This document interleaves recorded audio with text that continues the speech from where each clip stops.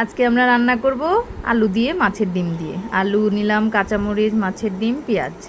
আলুটা গরম তেলে দিব। তেলটা গরম হয়েছে, এখন আলুগুলো দিয়ে দিলাম। সাথে দিব হলুদ গুঁড়া আর দিব লবণ।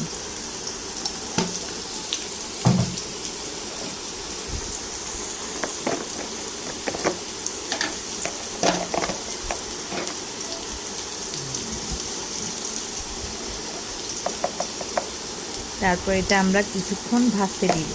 এটা ভালোভাবে ভাজতে হবে। আলুটা একটু ভেজে যখন হয়ে আসবে তখন আমরা এটা দিয়ে দিব পেঁয়াজ কুচি। পেঁয়াজ কুচি দিব। পেঁয়াজ কুচি দিয়ে একটু নাড়াচাড়া করব। ভালোভাবে একটু নেড়ে দিলে পেঁয়াজটা একটু সিদ্ধ হয়ে আসবে আলুর সাথে সাথে।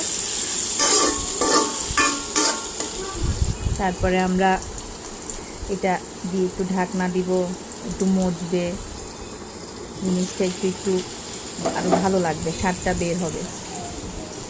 তারপরে আমরা যে ডিমটা ধুয়ে রেখেছি ওটা দিব, দিয়ে এটার সাথে আরেকটু নাড়াচাড়া করব। খেতে সত্যিই মজা, অনেক মজা, একটু বানিয়ে দেখবেন আপনারা, ভালো লাগবে। তারপরে আমরা এটাকে একটু সিদ্ধ হওয়ার জন্য একটু পানি দিব। পানি দিয়ে তারপরে একটু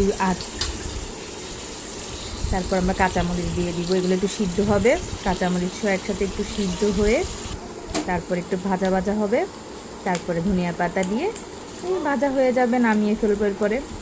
আপনার যদি ভালো লাগে, দেখতে ভালো লাগে, একটু বানিয়ে দেখবেন। আর আমার চ্যানেলটাকে একটু লাইক, সাবস্ক্রাইব করে দিবেন যদি ভালো লাগে। আশা করি ভালো লাগবে। একদম সহজ উপায়, দেখুন না চেষ্টা করে। রেডি আমার মাছের ডিম দিয়ে আলু দিয়ে। টেস্টি হবে আশা করি।